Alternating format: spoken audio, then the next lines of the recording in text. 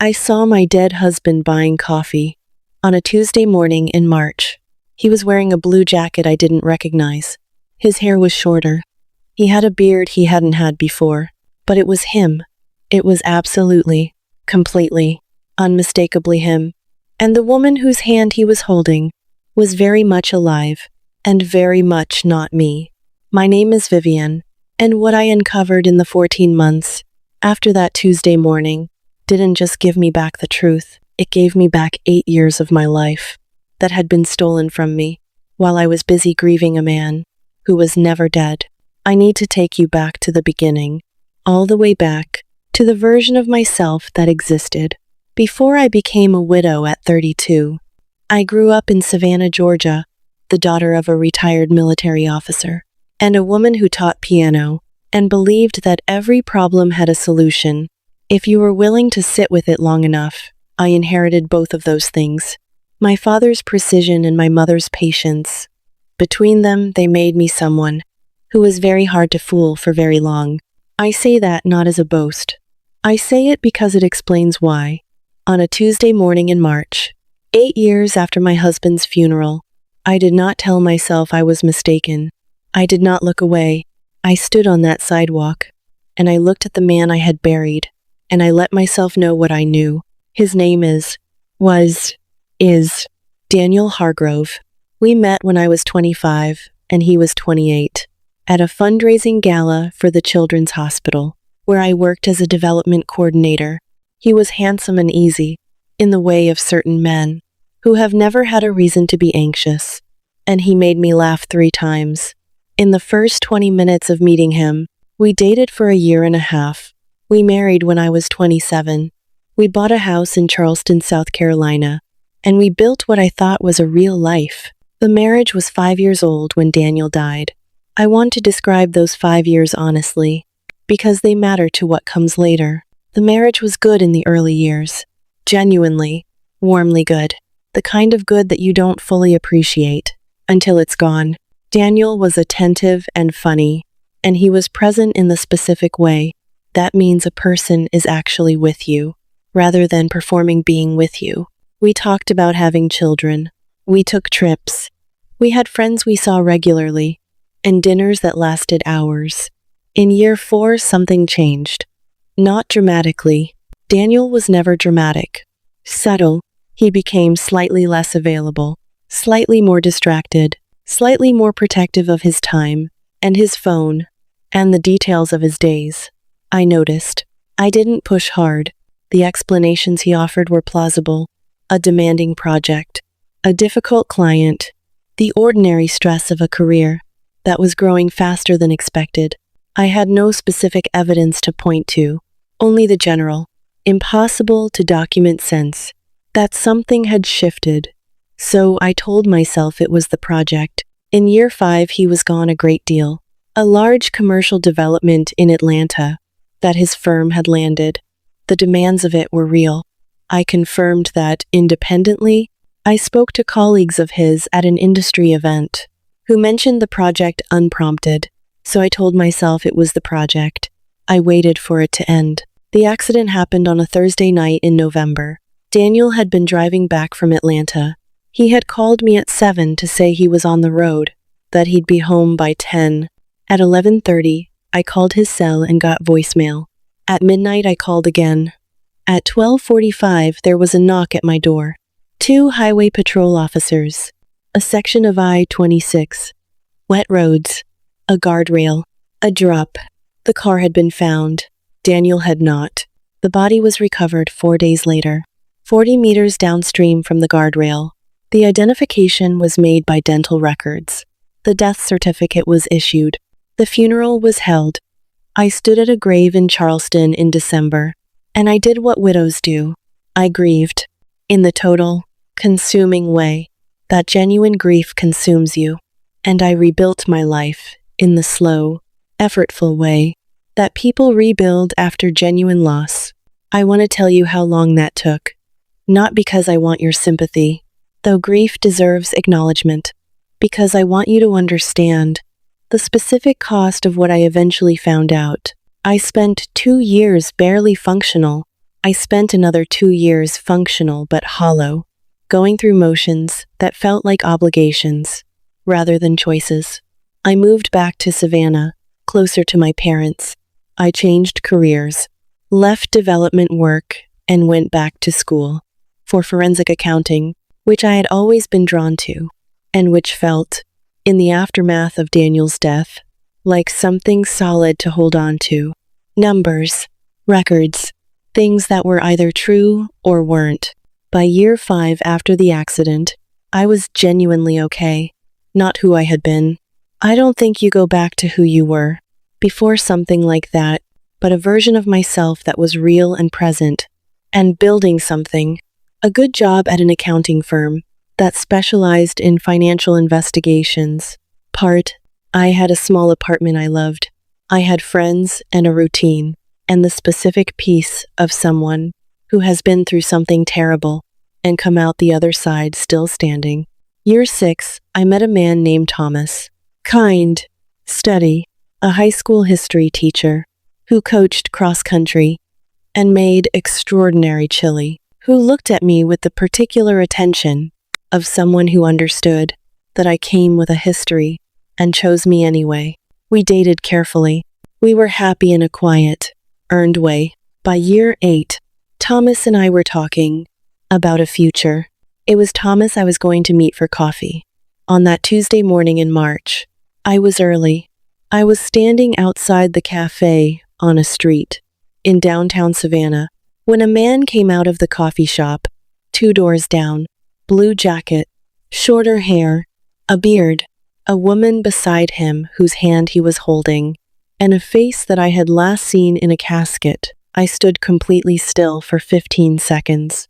I watched him walk. I watched the way he held the coffee cup, left hand, thumb hooked through the handle, a habit so specific and so his that I felt it in my stomach. Before I finished processing it, with my brain, I watched him lean down and say something to the woman that made her laugh. I watched him look briefly in my direction.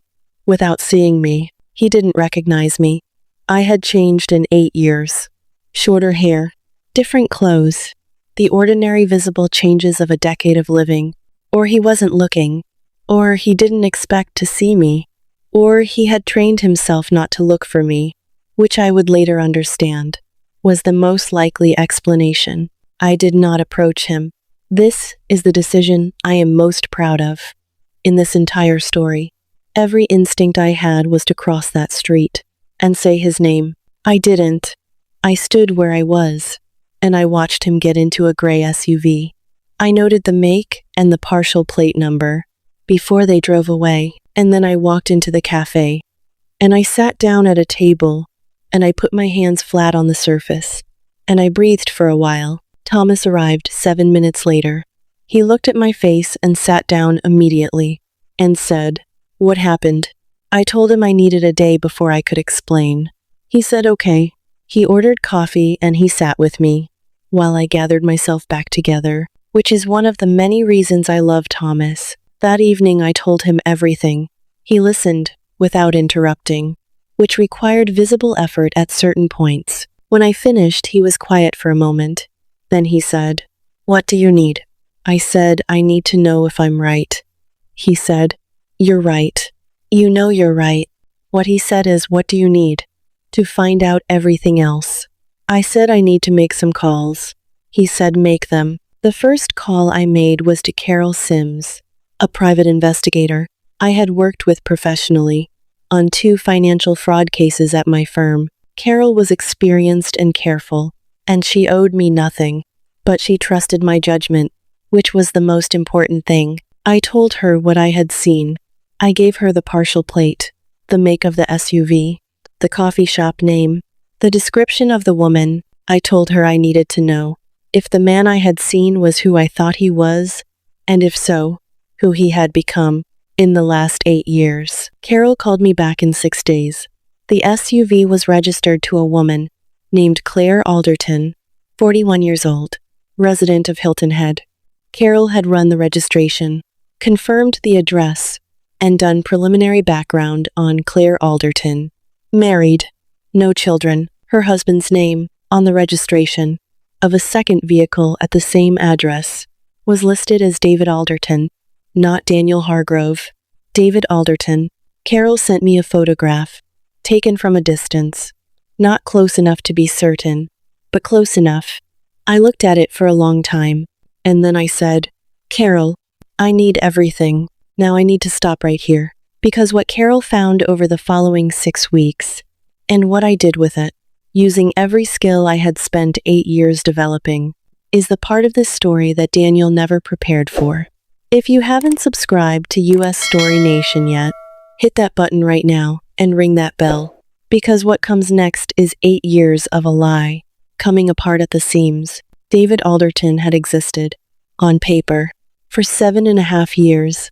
A driver's license issued in South Carolina, a social security number, a professional history in commercial real estate, the same field Daniel had worked in, structured around positions at firms that were real, but that, when Carol investigated, were less than perfectly verifiable, an online presence that was present but minimal, as if someone had created just enough to be findable without being investigated. He had married Claire 4 years ago.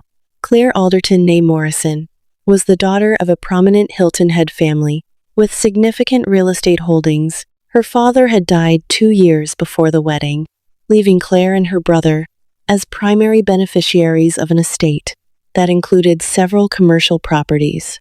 In the coastal South Carolina market, the commercial properties were managed by, among others, a firm in which David Alderton held a partnership interest. I want you to sit with that for a moment. Daniel had not simply faked his death and built a new life. Daniel had built a new life with a specific financial architecture, a plan. I am a forensic accountant. I know what a plan looks like. Carol also found something else, something I had not asked her to look for. In the 18 months before the accident, Daniel had moved money, not dramatically, nothing that would have triggered reporting requirements or produced obvious red flags, but carefully, small transfers to an account I hadn't known about, incremental cash withdrawals over 18 months that totaled, by Carol's estimate, somewhere between $60,000 and $80,000, the beginning of a fund that would allow someone to disappear and start again. He had been planning it for at least 18 months before the accident. I want to tell you what that knowledge felt like. It felt like two things at once, simultaneously, with equal force. It felt like confirmation, like the part of me that had spent 8 years carrying a faint, unexamined uncertainty, finally having that uncertainty named, and it felt like the floor falling away. Not because I still loved him. I hadn't loved him for years. Not the way you love someone present in your life, but because understanding that the grief had been manufactured, that someone who knew me had looked at me and decided that my pain was an acceptable cost of his exit, was its own specific kind of loss. I took 3 days. I went to work. I came home. I talked to Thomas every evening, who was steady in exactly the way I needed him to be steady. And on the 4th day, I went to my desk, and I opened my laptop, and I started building the file. I am a forensic accountant who specializes in financial investigations. I know how to document things. I know how to build a record that is thorough enough to withstand scrutiny. I know what investigators and attorneys and federal agencies need to see, and in what form they need to see it. I had spent 8 years developing that expertise, at least partly because it gave me something solid to hold on to after Daniel died. The supreme irony of that did not escape me. As I sat at my desk, the file took 11 weeks to complete. The first section was identity fraud. Daniel Hargrove had faked his death, obtained a fraudulent identity, and used that identity to build a life. All of this was federal crime. The documentation I assembled drew on Carol's investigation, public records, and the professional analysis. I was able to apply for my own expertise.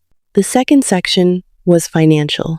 The money Daniel had moved before the accident, the financial structure of his partnership interest in Claire's family properties, Part 92. The way those two things connected. I built enough of the picture that the people with access could find the rest. The third section was the insurance. This was the section I had not initially thought about, and when I realized it existed, it made everything larger than I had understood. Daniel's life insurance policy had paid out $212,000. After his death, I was the beneficiary.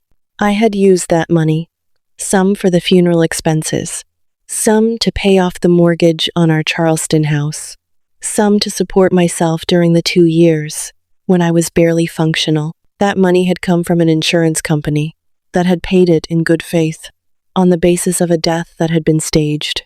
That was insurance fraud. Federal insurance fraud. I hired an attorney before I filed anything. Her name was Margaret Cole. She practiced federal criminal law, and she had been doing it for a long time. She had the specific quality I needed, someone who could tell me clearly, and without softening, what my options were, and what each of them meant. I told her everything. She read the file. She looked at me across her desk, and she said, "Vivian, this is substantial." I said, "I know." She said, "You understand what happens when we take this to the FBI?" I said, "Yes." She said, "And you understand what happens to Claire?" I said, "Yes." And one.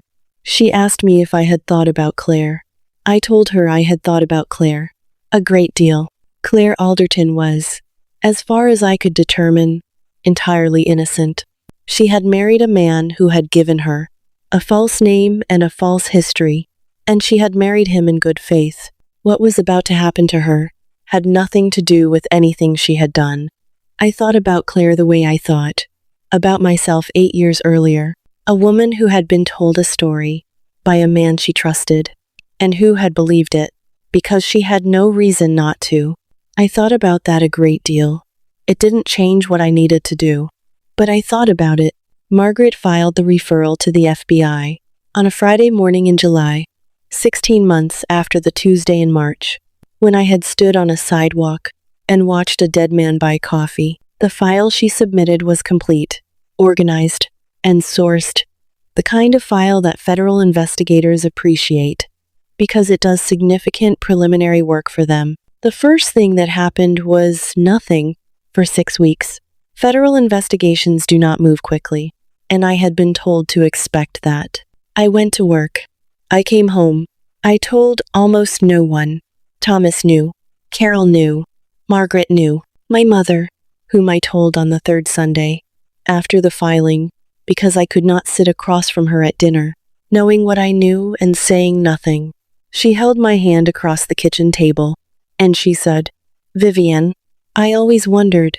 I asked her what she had wondered. She said she had never fully believed it. I asked her why she had never said anything. She said I was grieving, and she didn't want to make it worse, with a feeling she couldn't prove. Mothers, they carry so much quietly. The second thing that happened was that Daniel was located. The investigation moved from referral to active engagement, faster than Margaret had expected, which she attributed to the quality of the file and to the insurance fraud component, which apparently made federal interest significantly more immediate.